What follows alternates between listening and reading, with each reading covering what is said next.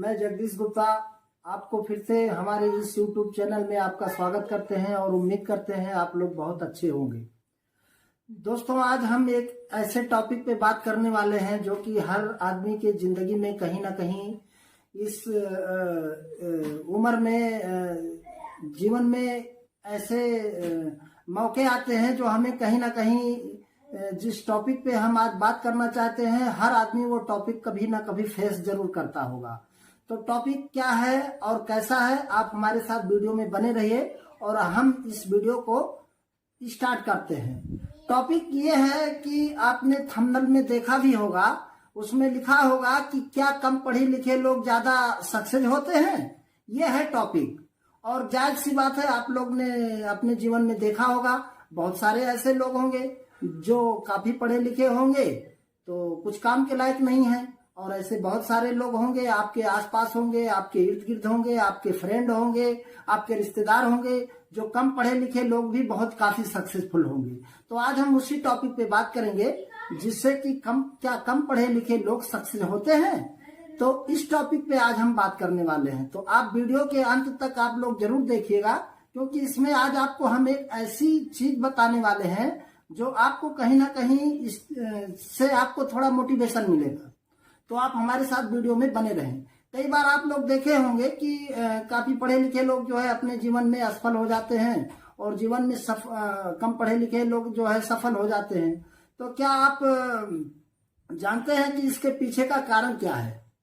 अब इसके पीछे का कारण तो यह है कि इसके पीछे की कारण जानने के लिए हमें आपको एक कहानी सुनानी होगी, और उस कहानी में ही आपको ये मिल जाएगा कि कम पढ़े लिखे लोग कैसे सक्सेस हो जाते हैं, और कुछ ऐसे हैं कि जो सफल हो जाते हैं कम पढ़े लिखे लोग, और ज्यादा पढ़े लिखे लोग असफल हो जाते हैं। तो एक समय की बात है, एक कंपनी ने एक जहाज बनाया, एक बहुत बड़ी कंपनी थी, उसने एक जहाज तैयार किया। तो जहाज तैयार करने के बाद में उसने जो है जब बहुत काफी दिन लगे, लगभग 6 महीने लगे, बड़े बड़े इंजीनियर आए, बड़ी कंपनी थी और जहाज को तैयार किया गया। तो जब जहाज तैयार हो गया, फिर उसको जब चालू करने का समय आया तो वो जहाज चालू ही नहीं हुआ। अब जब जहाज चालू नहीं हुआ तो उस जहाज को चालू जब नहीं हुआ तो उसमें जो है काफी जहाज के जो टीम थे बनाने वाले, इंजीनियर, जहाज के मालिक और काफी सारे लोगों को जो है काफी चिंता हुआ कि मैंने इतना पैसा खर्च किया, इतना समय खर्च किया और ये जहाज अब चालू क्यों नहीं होता है। तो अब आप समझ सकते हैं कि भाई जिसने इतना पैसा इन्वेस्ट किया हो और ये अगर काम सफल नहीं हुआ तो जायज सी बात है, लोगों को टेंशन जरूर होगा। अब जहाज जब चालू नहीं हुआ तो मालिक जो है बोला कि भाई अगर जहाज चालू नहीं हुआ तो बाहर से भी कुछ अच्छे से और अच्छे बुला के लेके आइए इंजीनियर को, जो उसको चेक करें और देखें क्या प्रॉब्लम है। तो बहुत काफी दूर दराज से इंजीनियर आए, काफी दूर से, काफी जगह से बहुत सारे लोग आए, उसको देखे, घूमे, टहले, उसको बहुत सारी दिमाग लगाए, लेकिन वो जहाज हालांकि लोग चालू नहीं कर पाए। तो फिर मालिक को और चिंता होने लगी कि यार इतना पैसा खर्चा करने के बाद में जो है जहाज चालू क्यों नहीं हुआ। तो वहीं पास के जहाँ पे ये जहाज तैयार हुआ था, उसी कंपनी के जस्ट बगल में एक छोटा सा मैकेनिक रहता था, और वो मैकेनिक जो है अपना जो है छोटा मोटा जो है जहाज या छोटा मोटा चीज जो है तैयार करता था। तो उसका नाम जो है मार्केट में या काफी कुछ दूर तक लोग जानते थे, लेकिन बहुत छोटा मैकेनिक था वो, उसको इसके बारे में इतना काफी आइडिया नहीं था, ना ही इतना बड़ा। अब इतना प्रॉब्लम होने के बाद में मैनेजर जो है अपने मालिक के पास गया और बोला, मालिक जहाज अगर तैयार नहीं हो रहा है तो क्या करेंगे, हम लोगों को काफी चिंता हो रही है। तो मालिक ने मैनेजर को बोला कि ठीक है, एक काम करो, हम लोग दूसरे प्रोजेक्ट पर काम करेंगे और ये जो जहाज है इसको ऐसे रख दो साइड में, फिर हम दूसरे प्रोजेक्ट पे काम करेंगे और फिर दूसरा काम देखेंगे, इसी के पीछे अपना समय क्यों बर्बाद करेंगे। तो मैनेजर ने जब मालिक को ऐसा बोला तो मालिक ने मैनेजर को ऐसा बोला कि हम लोग दूसरे प्रोजेक्ट पे काम करेंगे। तो उसी बीच में जो है मैनेजर ने मालिक को बोला कि मालिक, हमारे इसी शहर में एक पनडुब्बी बनाने वाला है और वो मैंने सुना है, उसका नाम भी काफी जगह पे लोग जानते हैं, और इस एरिया में जो छोटा मोटा पनडुब्बी का काम होता है ये वही काम करता है। तो शायद एक बार हम लोग उसे बुला करके देखवा लेना चाहिए।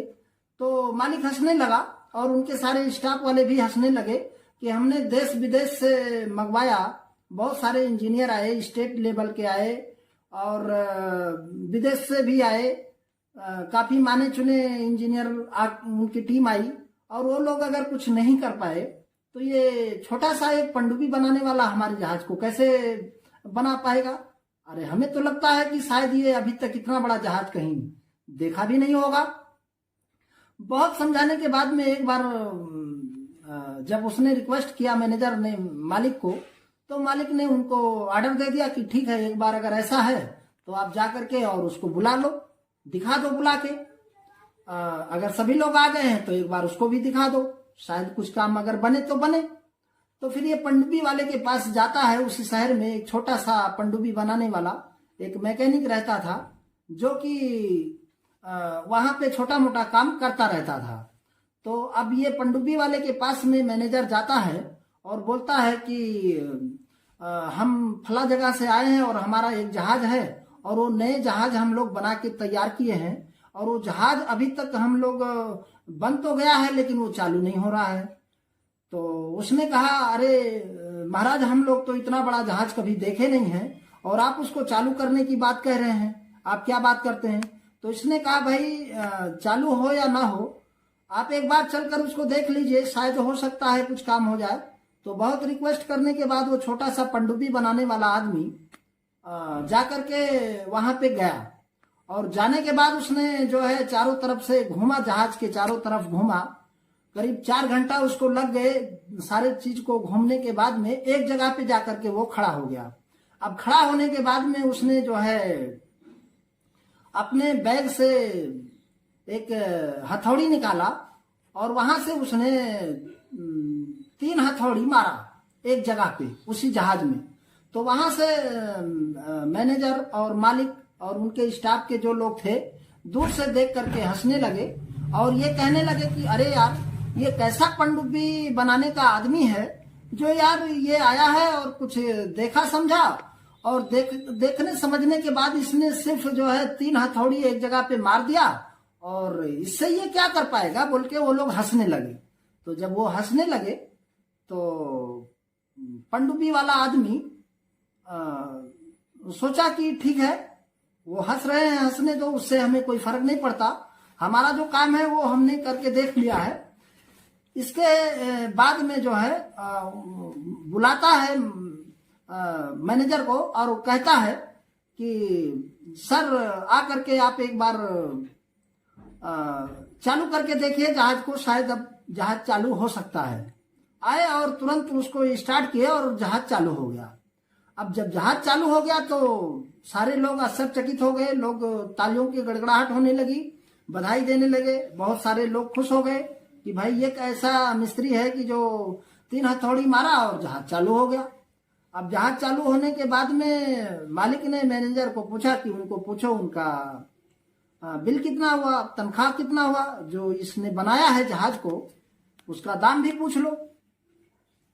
तो इसने कहा ठीक है, हम जाते हैं और उनसे इसका बिल पूछते हैं। लोग आश्चर्य हो गए। तो लोगों के मन में एक सवाल आ रहा था कि इतने बड़े बड़े इंजीनियर आए और सारी चीज सिस्टम को चेक किए और कोई चालू नहीं कर पाया। तो मैनेजर आकर के इस पनडुब्बी वाले को बोला कि भाई आपने ऐसा क्या किया कि जहाज जो है 3 हथौड़ी में चालू हो गया। तो इसने कहा सर देखिए, जहाज आपका बहुत अच्छा था और जहाज में कुछ भी नहीं हुआ था, जहाज में कोई प्रॉब्लम भी नहीं थी, कोई खराबी भी नहीं थी, बस उसमें एक छोटी सी पंखी लगी थी और वो पंखी का काम है जहाज को स्टार्ट चालू करने में मदद करती है। तो वो फंस रही थी, जिस समय इसको बनाया गया उस समय एक जगह पे वो थोड़ा सा फंस रहा था पंखी, और उस पंखी के पास में हमने 3 हथौड़ी मार दिया, इसी कारण से वो फ्री हो गया, और फ्री होने के बाद ये जहाज फिर से चालू हो गया। बस मेरा काम इतना ही था और हमने काम कर दिया, और ये फैन जैसे फैन चालू हुआ तो तुरंत ये जहाज चालू हो गया। अब सबसे बड़ी बात यह है कि जहाज चालू होने के बाद में मालिक ने पूछा कि भाई उनको पूछो कि उनका तनख्वाह कितना हुआ और उनको हम पेमेंट कर देंगे, उनसे बिल वगैरह जाके मांग लो। तो मैनेजर जाता है और पनडुब्बी वाले से कहता है कि हमारे मालिक इसका बिल मांगे हैं और आपका कितना पैसा हुआ।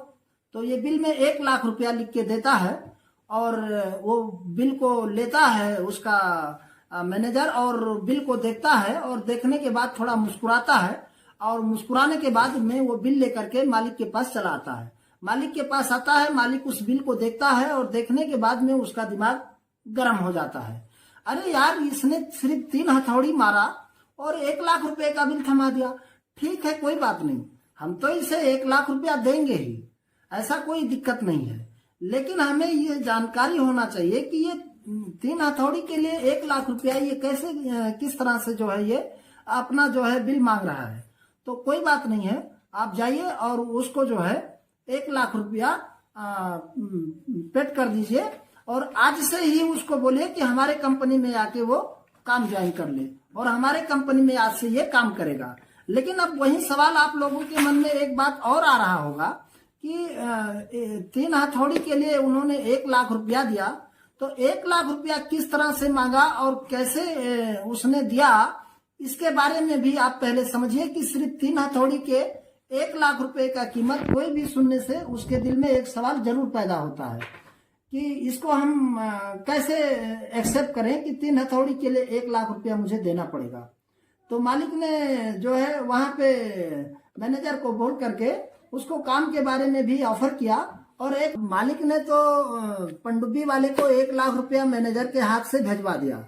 लेकिन अब मालिक के दिल में भी एक सवाल बार बार आ रहा था कि क्या 3 हथौड़ी मारने से 1 लाख रुपया जो हम उसको पे किए हैं, अब हमें उसका डिटेल चाहिए।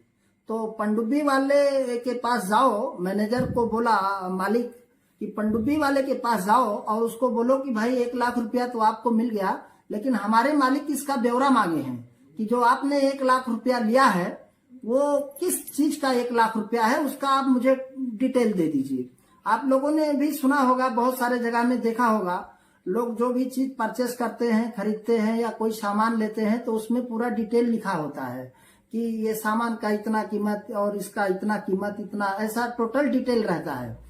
तो फिर ये मैनेजर आया और उनको बोला कि भाई हमारे मालिक का आदेश है कि आपने तो 1 लाख रुपया ले लिया, कोई दिक्कत नहीं है, लेकिन मुझे इसका डिटेल दे दो कि आपने जो ये पैसा लिया है ये किस चीज का है और किस इसका क्या वो है, मुझे इसका डिटेल टोटल चाहिए। तो आप सुनते रहिए, बहुत मार्के की बात है और आपको लगेगा कि हाँ, इस कहानी में कितना बड़ा जो है दम है। अब उस बिल में क्या लिखा था आप बहुत ध्यान से सुनिएगा। उस बिल में लिखा था 20 रुपए हथौड़ी मारने का। भाई 20 रुपए हथौड़ी मारने का, लेकिन 99,980 रुपए इस बात की कि हथौड़ी को कहाँ मारना है, क्योंकि हथौड़ी तो कहीं भी मारा जा सकता है, लेकिन किसी को पता नहीं था कि ये हथौड़ी कहाँ पे मारना है, ये हथौड़ी कहाँ पे मारना है। और उसी बात के लिए 99,980 रुपया। तो ध्यान रखिएगा, सबसे इंपॉर्टेंट ये होता है एक्सपीरियंस। अगर आपके पास कितनी सारी डिग्रियां हैं, कितने सारे आपके पास डिग्री है और अगर आपके पास एक्सपीरियंस नहीं है तो वो बेकार है। तो कहने का मतलब ये है कि अगर आपके पास एक्सपीरियंस है और आपके पास डिग्री कम भी है तो आप समझ लीजिए कि पास हो सकते हैं, कामयाब हो सकते हैं। तो कहने का मतलब सिर्फ इतना ही कि बहुत समय से उस फील्ड में काम करते हैं तो वाकई में आपके जिंदगी की, आप उस फील्ड में अपनी जिंदगी संवार सकते हैं।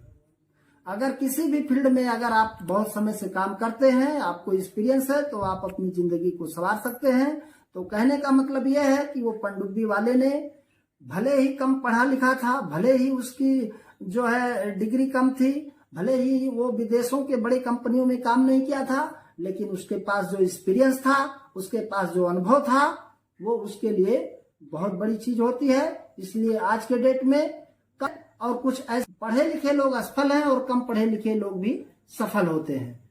तो आज के लिए इतना भी फिर मिलेंगे नेक्स्ट वीडियो में। तब तक के लिए अपना ख्याल रखिए। नमस्कार।